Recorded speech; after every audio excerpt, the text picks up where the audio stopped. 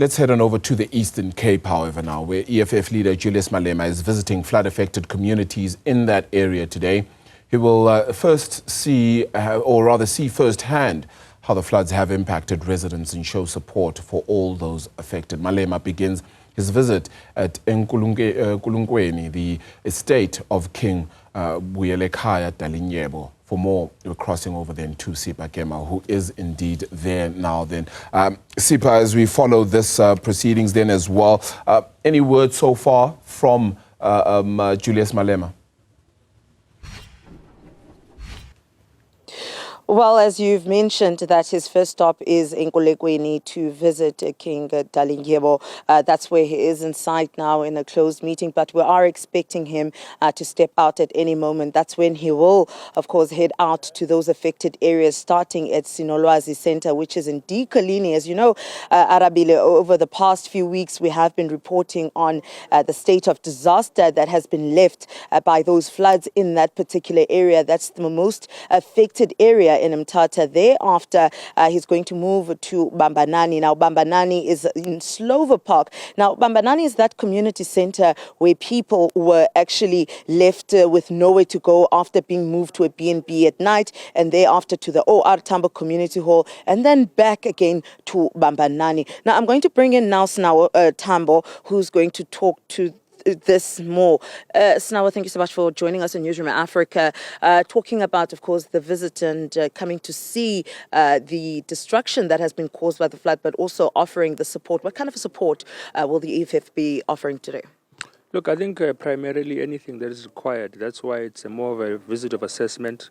Of course, there are basic necessities, your blankets and things that people need to keep warm, because it's still winter and it's still cold, and they're still affected and they still need basic supplies on a day-to-day basis. But the EFF is also here to do a much more deeper assessment of what type of infrastructural support we can provide as an organization that is not even in government, but we want to see where we can lend a helping hand. And we want to commend all of those who have been part and parcel of supporting the families here, the part and parcel of supporting those who are destitute here over the past couple of weeks. And it comes on a week where we have also shifted our 12th anniversary, from here, which was supposed to be hosted at Mthatha Stadium, to Cape Town, considering the fact that we can't host a celebration in the midst of such a disaster.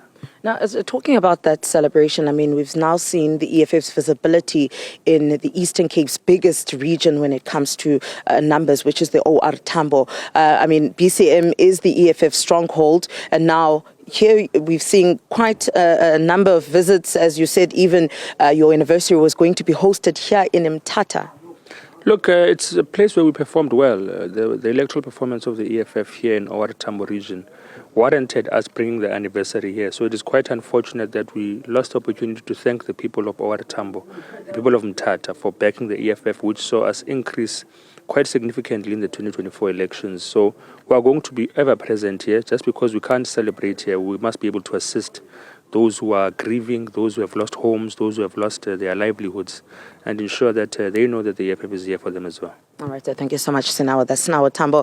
Arabile, they're talking to us about the support they're here to offer, and of course the assessments that he's also talking about, but also the visibility of the EFF in the OR Tambo district. We will continue giving you updates from the ground as we head on to the first stop in the affected area, which is Sinolwazi Center in Dikalini here in Mthatha. Arabile.